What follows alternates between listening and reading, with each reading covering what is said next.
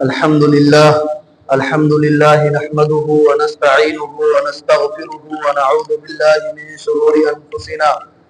ومن سيئات أعمالنا من يهده الله فلا مضل له ومن يضلله فلا هادي له ونشهد أن لا إله إلا الله وحده لا شريك له ونشهد أن سيدنا ونبينا وشفيعنا وسندنا وإمامنا وحبيبنا ومولانا محمد عبده ورسوله أما بعد فأعوذ بالله من الشيطان الرجيم بسم الله الرحمن الرحيم قال رب أوزعني أن أشكر نعمتك التي أنعمت علي وعلى والدي آمنت بالله صدق الله مولانا العظيم وصدق رسوله النبي الكريم ونحن على ذلك من الشاهدين والشاكرين والحمد للہ رب العالمین۔ برادران عزیز اور بزرگان محترم، اللہ سبحانہ و تعالیٰ کا شکر ہے، اس کا کرم ہے، اس کا احسان ہے کہ اللہ تعالیٰ نے ہمیں اور آپ کو ایک بار پھر یہ جمعہ کا دن میسر فرمایا اور اپنے گھر میں حاضر ہونے کی توفیق عطا فرمائی۔ کیونکہ بظاہر ایسا لگتا ہے کہ یہ تو ہونا ہی تھا یا ہم اپنی کوشش سے یہ کر رہے ہیں، لیکن جن لوگوں کو یہ چیز حاصل نہیں ہوتی انہیں اس کی قدر ہے۔ اللہ تعالیٰ کی توفیق کے بغیر یہ ممکن نہیں تھا کہ ہم جمعہ کی نماز کے لیے حاضر ہوتے۔ تو اللہ تعالیٰ کا شکر ادا کرنا چاہیے کہ اللہ تعالیٰ نے ہمیں توفیق عطا فرمائی۔ آج دنیا کے اندر جس چیز کا سب سے زیادہ دور دورہ ہے اور جس چیز کی سب سے زیادہ اہمیت ہے اور جس چیز کے پیچھے ہر انسان بھاگ رہا ہے اور ہمہ شمہ ہر ایک کوشش کر رہا ہے کہ وہ اس میں آگے بڑھ جائے، اس میں اونچا مقام حاصل کرے، تو آپ بھی جانتے ہیں اور میں بھی جانتا ہوں کہ وہ مال ہے۔ اسی کے اعتبار سے انسان کا اسٹیٹس طے کیا جا رہا ہے اور اسی کے اکارڈنگ اس کو عزت دی جا رہی ہے، اس کو آنر کیا جا رہا ہے۔ جس کے پاس جتنا زیادہ مال معاشرے میں وہ اتنا ہی زیادہ معزز، اتنی ہی زیادہ اس کی عزت،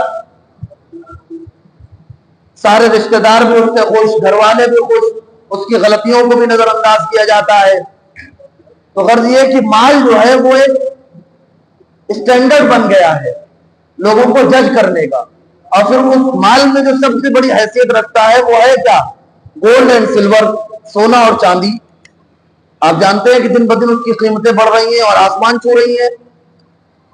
تو سونا اور چاندی ایک آج کے دور میں ایک ایسا مال ہے کہ جس کو حاصل کرنے کے لیے ہر انسان کوشاں ہے، اور جس کے پاس جتنا زیادہ سونا چاندی ہے وہ اس پر فخر محسوس کرتا ہے، پراؤڈ فیل کرتا ہے، اور وہ سوچتا ہے کہ ہم نے بڑی محنت کر کے یہ چیز حاصل کر لی جس کی آج بھی بڑی قیمت ہے اور آنے والے زمانے میں اس کی قیمت بڑھتی ہی رہے گی۔ تو آدمی اس میں انویسٹ بھی کر رہا ہے کہ کسی کے پاس زیادہ مال ہے تو وہ سونے چاندی کو جمع کرنے کی کوشش کر رہا ہے کہ اگر میرے پاس سونا اور چاندی جمع ہو جائے تو یہ میرے لیے اور میری اولاد کے لیے اس کا فیوچر سیکیور ہو جائے گا، میرا بھی فیوچر سیکیور ہو جائے گا اور میرے بال بچوں کا بھی فیوچر سیکیور ہو جائے گا اگر ہمارے پاس سونا اور چاندی ہے۔ یا کبھی کوئی مصیبت آن پڑی، کوئی ضرورت آن پڑی اور مجھے ایک دم سے بہت سارے پیسوں کی ضرورت پڑ گئی تو بھی یہ کام آ جائے گا۔ تو ہر انسان کی نظر اور فکر اسی پر اٹکی ہوئی ہے۔ ایک بڑے جلیل القدر صحابی ہیں حضرت شداد بن اوس رضی اللہ تعالی عنہ، ان سے نبی کریم صلی اللہ علیہ وسلم نے فرمایا، ان کو مخاطب فرما کر ارشاد فرمایا کہ شداد،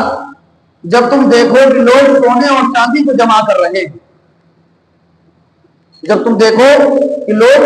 سونے اور چاندی کو جمع کر رہے ہیں اور وہ دن اور رات اس کی کوشش کر رہے ہیں کہ سونے چاندی کا ڈھیر ان کے پاس اکٹھا ہو جائے اور سونے چاندی کے جمع کرنے پر فخر کر رہے ہیں، تو میں تمہیں کچھ کلمات سکھاتا ہوں، تم یہ کلمات جمع کرنے کی کوشش کرنا۔ جب تم دیکھنا کہ لوگ سونے چاندی کو جمع کر رہے ہیں اور اس کے لیے کوششیں کر رہے ہیں، سعی کر رہے ہیں، تو جو کلمات میں تمہیں سکھا رہا ہوں تم ان کلمات کو جمع کرنا اور ان کلمات کو یاد کرنا اور ان کلمات کو اللہ تعالیٰ سے مانگنا، یہ سونے اور چاندی کے ڈھیر سے بھی زیادہ بہتر ہے، اس سے کہیں زیادہ افضل ہے یہ کلمات جو میں تم کو سکھانے جا رہا ہوں۔ اللہ کے نبی کریم صلی اللہ علیہ وسلم نے حضرت شداد بن اوس رضی اللہ تعالیٰ عنہ سے فرمایا اور پھر ایک دعا سکھلائی حضرت شداد بن اوس رضی اللہ تعالیٰ عنہ کہ تم اللہ تعالیٰ سے دعا کرنا جب لوگ سونے چاندی کو جمع کر رہے ہو تو تم اللہ تعالیٰ سے دعا کرنا یہ سونے چاندی کے جمع کرنے سے اور سونے چاندی کے ڈھیر سے زیادہ افضل ہے۔ کیا دعا ہے وہ؟ فرمایا اللہم انی اسألک الثبات فی الامر، یہ دعا کرنا کہ اے اللہ، اے میرے پروردگار،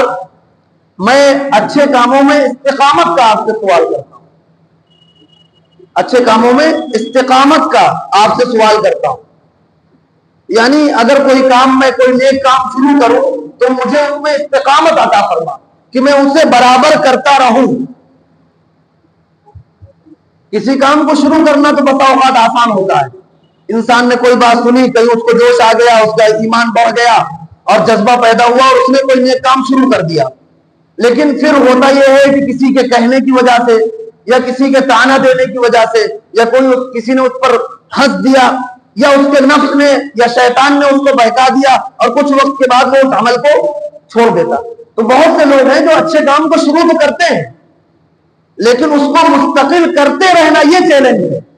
کسی نیکی کو شروع کرنا چیلنج نہیں، اس پر قائم رہنا، اس کو دوام کے ساتھ کرتے رہنا یہ بڑا چیلنج ہے۔ یہ ہم سب اپنی زندگی میں ایکسپیرینس کرتے ہیں، میں خود اس کا تجربہ کرتا ہوں، آپ میں سے ہر ایک کرتا ہوگا کہ کبھی کوئی عمل شروع کرتے ہیں اور پورے جذبے کے ساتھ شروع کرتے ہیں کہ اس کو روزانہ کریں گے، لیکن پھر ایک وقت آتا ہے کسی وجہ سے کوئی نہ کوئی ایسی وجہ بنتی ہے کہ وہ چھوٹ جاتا ہے، ایک دن چھوٹا، 2 دن چھوٹا اور پھر چھوٹ گیا، کبھی کسی کے کہنے کی وجہ سے، کبھی کوئی طنز کر دیتا ہے، کوئی ٹوک دیتا ہے، کوئی مذاق اڑا دیتا ہے، یا کبھی اپنے نفس کے بہکاوے میں آ جاتے ہیں، یا کبھی شیطان وسوسے ڈال دیتا ہے تو وہ چیز چھوٹ جاتی ہے۔ تو کسی بھی کام میں دوام یہ بہت اللہ تعالیٰ کے یہاں اس کی بڑی قدر ہے کہ کوئی کام بھلے تھوڑا ہی ہو لیکن وہ دوام کے ساتھ کیا جائے، اس میں استقامت ہو۔ اسی لیے بزرگوں نے اس کی مثال دی ہے کہ اگر کوئی نل ہے اور اس میں سے ایک ایک بوند پانی ٹپک رہا ہے اور وہ ٹپکتا رہا، تو اگر وہ مسلسل ٹپکتا رہے گا تو اس کے نیچے جو پتھر رکھا ہوا ہے ایک دن وہ بوند اس میں سوراخ کر دے گا، اپنے دوام اور استقامت کی وجہ سے ہے تو وہ ایک بوند، لیکن چونکہ استقامت کے ساتھ ٹپک رہا ہے۔ اس کے مقابلے میں آپ تیز کھول دیں نل کو تھوڑی دیر کے لیے اور اس سے کئی گنا زیادہ، جو مہینوں میں ایک ایک بوند کر کے ٹپکتا اس سے کئی گنا زیادہ آپ پانی بہا دیں، پتھر پر کوئی اثر نہیں ہوگا۔ تو ایک بوند سے سوراخ جو پتھر میں ہوا وہ استقامت کی وجہ سے ہوا، وہ مستقل ٹپکتا رہا۔ اسی لیے بزرگوں نے کہا ہے کہ اگر آپ کوئی نفلی عبادت کا معمول بنائے تو سوچ سمجھ کر بنائیں، بھلے تھوڑا بنائیں لیکن اتنا بنائیں جس پر آپ روزانہ عمل کر سکیں۔ آپ نے کوئی نفلی عبادت کا معمول بنایا کہ میں اتنی رکعت نفل پڑھوں گا، تو چاہے 4 ہی رکعت کا آپ معمول بنائیں لیکن روز وہ 4 رکعت پڑھیں تو پھر اس کا فائدہ ہوگا انشاءاللہ۔ تو یہ حاصل ہوگا اللہ تعالیٰ کی توفیق سے۔ ہم تو کوشش کرتے ہیں، ارادہ کر لیتے ہیں لیکن پھر وہ چھوٹ جاتا ہے، تو ہمیں اللہ تعالیٰ سے، اللہ کے نبی کریم صلی اللہ علیہ وسلم نے کیا دعا سکھلائی؟ اللہم انی اسألک الثبات فی الامر، کہ اللہ تعالیٰ مجھے نیک کاموں میں استقامت عطا فرما۔ اس کی دعا اللہ تعالیٰ سے مانگنی ہے کیونکہ توفیق تو اللہ تعالیٰ ہی دیں گے۔ پھر دوسرے نمبر پہ فرمایا وعزیمت الرشد، اور بھلائی کے کاموں کو کرنے کا مضبوط ارادہ کرنے کی توفیق عطا فرما۔ اللہم انی اسألک عزیمت الرشد، کہ جو بھلائی کے کام ہے، نیکی کے کام ہے، بسا اوقات انسان سمجھتا ہے کہ یہ نیک کام ہے، وہ سمجھتا ہے کہ یہ نیک کام ہے لیکن کر نہیں پاتا ہے، اس کو معلوم ہے کہ اگر یہ کام کریں گے تو اس میں ثواب ہے، یہ طاعت کا کام ہے، فرما برداری کا کام ہے، اللہ تعالیٰ کی رضا کا کام ہے، لیکن دل ادھر کو جاتا نہیں۔ معلوم ہے اسے کہ یہ نیکی ہے، یہ ثواب کا کام ہے، لیکن دل ادھر متوجہ نہیں ہوتا، تو اس کو بھی اللہ تعالیٰ سے مانگنے کی ضرورت ہے۔ اللہم انی اسألک عزیمت الرشد، کہ اللہ تعالیٰ بھلائی کے کام کو مضبوط ارادے کے ساتھ کرنے کی توفیق عطا۔ جب اللہ تعالیٰ سے مانگیں گے کہ اللہ تعالیٰ ہمیں اس بھلائی کے کام کو، رشد و ہدایت کے کام کو مضبوط ارادہ ہمیں عطا فرما، اس کو کرنے کا مضبوط ارادہ عطا فرما، عزم عطا فرما، تو پھر اللہ تعالیٰ اپنی توفیق عطا فرمائیں گے، تو پھر کرنا آسان ہو جائے گا۔ تو اس کو بھی اللہ تعالیٰ ہی سے مانگنا ہے۔ پھر نبی کریم صلی اللہ علیہ وسلم نے فرمایا کہ اللہم انی اسألوک لسانا صادقا، اور اے میرے رب میں آپ سے سچی زبان کا سوال کرتا ہوں کہ مجھے سچی زبان عطا فرما دیجیے۔ یہ سچی زبان یہ اللہ تعالیٰ کی بڑی نعمت ہے۔ سچی زبان صرف یہی نہیں کہ سچ بولنا، جھوٹ نہ بولنا، صرف اسی کا مطلب نہیں سچی زبان، بلکہ صدق، لسانا صادقا، صدق کہتے ہیں ہر اس چیز کو جس میں ہر عمل میں سچائی ہو، سچائی کے ساتھ ہر عمل کو کیا جائے، جو بھی عمل کریں وہ سچائی کے ساتھ ہو، صدق کے ساتھ ہو۔ بسا اوقات ہم کوئی کام کر رہے ہوتے ہیں، نیک کام کر رہے ہوتے ہیں، اپنے اعتبار سے ہم یہ سمجھتے ہیں کہ یہ نیک ہے اور اس کو اخلاص کے ساتھ بھی کرتے ہیں۔ جیسے بعض ہمارے بدعتی بھائی جو تیجا مناتے ہیں یا 40واں مناتے ہیں اور اس میں کھانا پکواتے ہیں اور لوگوں کو جمع کر کے قرآن بھی پڑھتے ہیں، تو وہ اس کو نیک کام سمجھ کر کرتے ہیں اور ان کے کرنے میں اخلاص بھی ہوتا ہے۔ ایسا نہیں کہ وہ اس میں کوئی اخلاص نہیں ہے یا اس کو نیک سمجھ کر نہیں کر رہے ہیں، بلکہ نیک ہی سمجھ کر کر رہے ہیں اور اخلاص بھی ان کے اس کام میں ہے، لیکن صدق نہیں ہے، سچائی نہیں ہے۔ کیوں؟ کیونکہ اللہ کے نبی کریم صلی اللہ علیہ وسلم کے طریقے کے خلاف ہے۔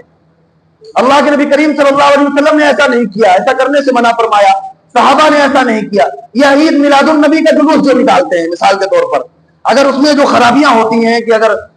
گانے نہ بجائے جائیں اور جو قوالی بجائی جاتی ہے، اور اب تو اس میں لوگ خرافات، طرح طرح کی خرافات کرنے لگے، اگر ان خرافات کو ہٹا دیا جائے، بالکل شائستگی کے ساتھ اور سنجیدگی کے ساتھ ایک جلوس نکالا جائے عید میلاد النبی کا، تو بظاہر اس میں جو لوگ نکال رہے ہیں ان کا جذبہ سچا ہے، ان کا جذبہ سچا ہے، وہ اللہ کے نبی کریم صلی اللہ علیہ وسلم کی محبت میں نکال رہے ہیں اور خلوص کے ساتھ نکال رہے ہیں، لیکن صدق نہیں ہے، اس میں سچائی نہیں ہے، صدق نہیں، کیونکہ نبی کریم صلی اللہ علیہ وسلم کے طریقے کے خلاف ہے۔ خلوص ہے،